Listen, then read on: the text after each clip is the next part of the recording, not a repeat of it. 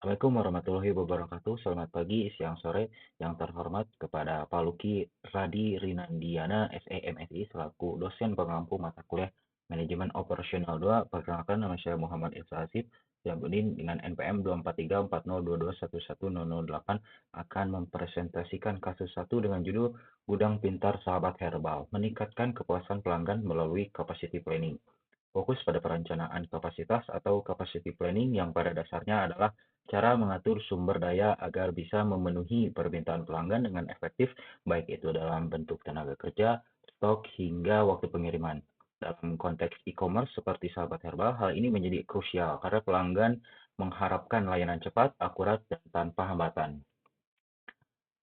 Sahabat Herbal merupakan toko online yang menjual produk kesehatan dan herbal. Dalam beberapa bulan terakhir, penjualannya meningkat cukup tajam. Ini sebenarnya berita baik, namun di balik kenaikan tersebut muncul tantangan serius. Pertama, terjadi banyak keterlambatan dalam pengiriman barang. Konsumen yang tadinya puas mulai merasa kecewa karena mereka tidak datang sesuai jadwal. Kedua, proses pencatatan stok masih dilakukan secara manual. Artinya, setiap keluar masuk barang dicatat dengan tangan atau spreadsheet yang rawan sekali dengan kesalahan. Ketiga, dan yang paling memprihatinkan, mulai banyak pelanggan memberi rating buruk.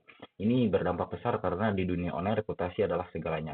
Masalah-masalah ini menjadi indikator bahwa ada yang perlu dibenahi secara mendasar dari sisi operasional. Selanjutnya, tujuan presentasi. Yang pertama, mengidentifikasi tantangan operasional. Apa saja yang dihadapi sahabat herbal tidak hanya melihat gejala, tapi menyelami akar masalahnya. Kedua, menganalisis apa penyebabnya. Ketiga, memberikan 1 hingga 2 solusi bersifat praktis. Terakhir, bahas bagaimana solusi ini bisa berdampak langsung pada kepuasan pelanggan yang dalam bisnis online. Next, tantangan operasional. Ada 3. Keterlambatan pengiriman. Ketika pesanan melonjak, tim gudang kewalahan karena jumlah staf tetap sama, sedangkan volume pekerjaan naik 2 atau 3 kali lipat. Tidak ada sistem otomatis yang bisa membantu proses sortir dan pengepakan secara efisien. Akhirnya pesanan menumpuk dan tertunda. Kedua, pencatatan stok yang masih manual. Bayangkan jika satu barang masuk dan tidak dicatat dengan benar, maka sistem tidak tahu bahwa stok sudah ada. Sebaliknya, barang bisa jadi dianggap tersedia, padahal sudah habis. Ini menyebabkan pesanan yang tidak bisa dipenuhi dan ujung-ujungnya pelanggan kecewa. Terakhir, rating pelanggan yang menurun. Ini adalah dampak langsung dari 2 masalah sebelumnya, keterlambatan pengiriman dan kesalahan stok di platform online. Review dan bintang sangat mempengaruhi percayaan calon pelanggan. Satu review buruk bisa membuat 5 calon pelanggan batal belanja. Maka dari itu, rating buruk ini bukan hanya sekedar angka, tapi alarm bahwa ada hal serius yang perlu diperbaiki. Pelanggan ingin kecepatan, kepastian, dan keakuratan. Jika toko tidak bisa memenuhi ekspektasi itu, maka mereka pindah ke pesaing dengan satu klik saja. Next, analisis penyebab. Ada 4. Yang pertama, tidak punya sistem perencanaan kapasitas yang baik. Artinya, mereka tidak tahu berapa banyak tenaga kerja atau stok yang dibutuhkan saat permintaan naik. Kedua, tidak menganalisis permintaan berdasarkan data historis. Mereka hanya menebak-nebak kapan lonjakan pesanan akan datang, tanpa perhitungan yang berbasis data. Ketiga, proses di gudang masih sangat manual, tidak ada otomasi, padahal otomasi bisa mempercepat banyak proses mulai dari pengepakan, pelabelan, hingga update stok. Terakhir, jumlah stok tetap sama sepanjang waktu, tidak ada sistem shift tambahan gitu ya, atau pekerja paruh waktu saat volume tinggi. Next, solusi.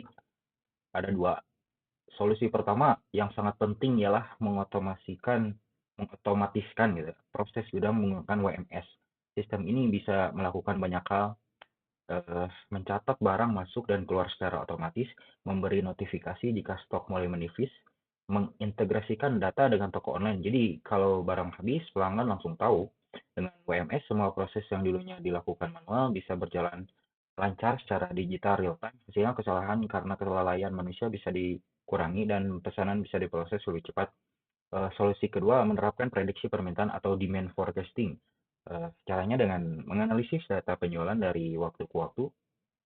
Misal, jika data menunjukkan bahwa setiap akhir bulan penjualan naik 30%, maka manajemen bisa menyiapkan lebih banyak stok dan menambah stok menjelang akhir bulan. Dengan melakukan forecasting, perusahaan bisa lebih siap menghadapi lonjakan tidak hanya dalam hal barang, tapi juga kesiapan tenaga kerja dan pengiriman. Ini membuat gudang dan sistem lebih proaktif, bukan reaktif.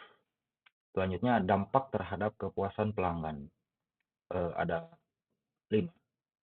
Jadi, jika dua solusi tadi diterapkan, maka dampaknya akan langsung terasa di sisi pelanggan. Pertama, pengiriman akan lebih cepat karena proses di gudang berjalan lancar. Kedua, pelanggan tidak akan kecewa karena barangnya yang mereka pesan ternyata habis. Ketiga, mereka bisa melacak status pesanan mereka secara transparan.